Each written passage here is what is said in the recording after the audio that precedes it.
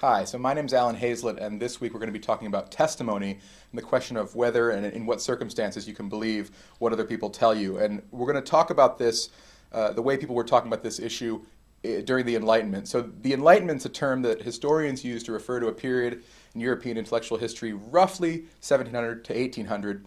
So people talk about what's distinctive of the Enlightenment. Some people would say reason, liberal democracy, science, these are on the rise. Religion and monarchy, these are kind of fading out of popularity.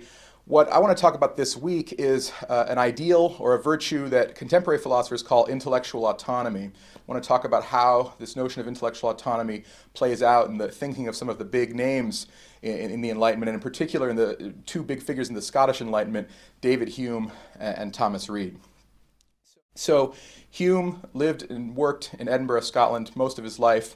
He's most famous for developing a completely naturalistic philosophical system. So by naturalistic, people mean a system that nowhere does it appeal to God in giving explanations of things. He's one of the first philosophers to ever have lots of things to say about almost all the different areas of philosophy, but he doesn't appeal to anything supernatural in any of it. He's also really well known for his spirited critiques of religion. Had to keep these under wraps, though. In 18th century Scotland, you couldn't really be all that bold in your critiques of religion. So what I want to talk about is Hume's essay on miracles. It's a chapter in his book called An Enquiry Concerning Human Understanding that first came out in 1748. So Hume's conclusion in the section on miracles is that you should never believe that a miracle's occurred on the basis of testimony. So to figure out why he drew that conclusion, you need to figure out two things. What does he mean by testimony? What does he mean by a miracle? So let's take that first part first.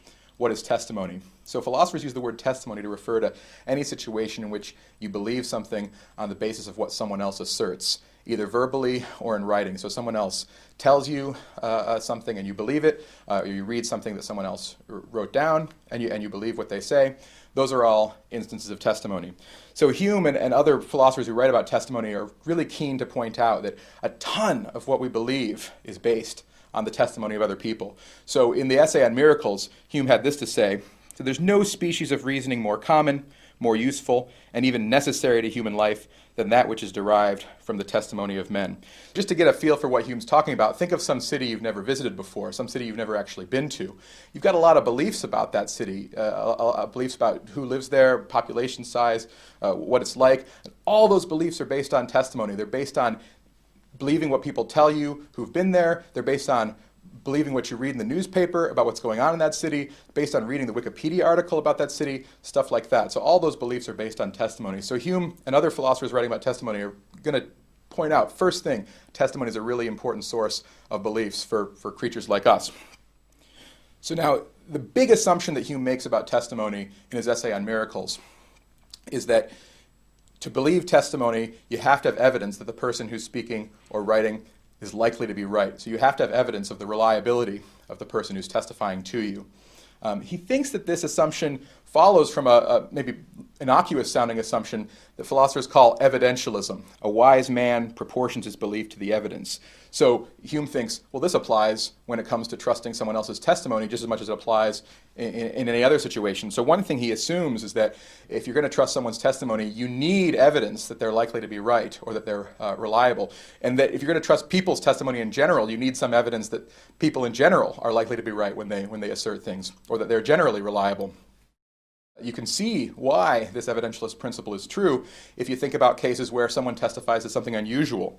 So he says that the credit that we give testimony, quote, admits of a diminution, greater or less, in proportion as the fact is more or less unusual. So imagine that you go into a cafe and you order a cup of coffee, and the waiter says, sorry, we don't have any coffee. The coffee machines broke down last night.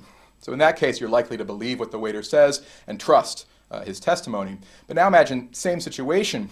You walk into the cafe, order a cup of coffee. The waiter says, we don't have any coffee. Aliens broke in and stole all our coffee last night. So in that case, you're not likely to believe, at least not as readily believe, what the waiter says. Likely to be doubtful or skeptical that the waiter's telling the truth. Or maybe the waiter's being sincere, but has gotten it wrong for some reason. So there's all kinds of ways in which someone can get their testimony wrong, and this is likely one of those times. So that's what Hume says about testimony. So now, what does he say about miracles? What's a miracle? So he defines a miracle as, quote, a violation of the laws of nature. It's something that's never happened in what he calls the common course of nature. So a miracle is an exception to a previously exceptionless regularity. It's something that's never happened before. So to take an example of this, someone rising from the dead, right? This is something that's never happened before.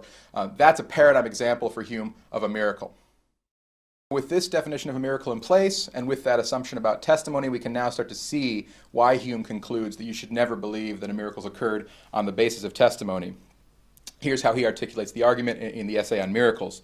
He says, "No testimony is sufficient to establish a miracle unless the testimony be of such a kind that its falsehood would be more miraculous than the fact which it endeavors to establish."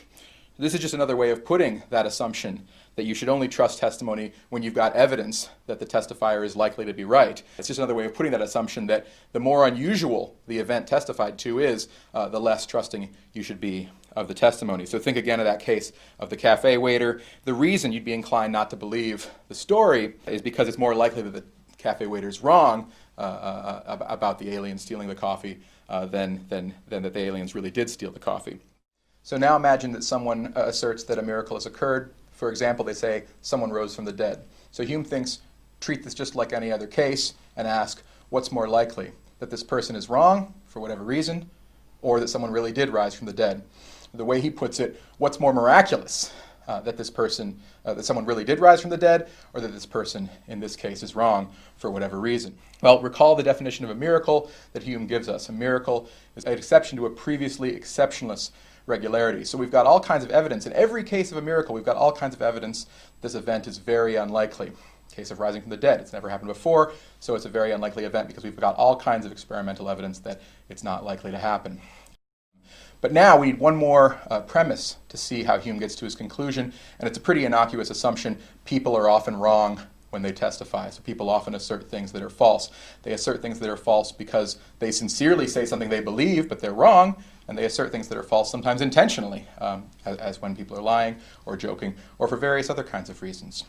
So we've got lots of evidence that the miracle is very unlikely, but we actually don't have very much evidence that false testimony is unlikely. We've actually got evidence that false testimony happens all the time.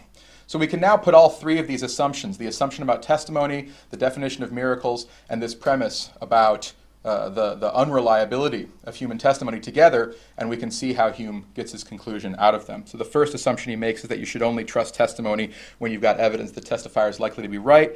The second assumption he makes is that a miracle is an exception to a previously exceptionless regularity. In other words, something that's very unlikely. And the third assumption he makes is that people often assert falsehoods.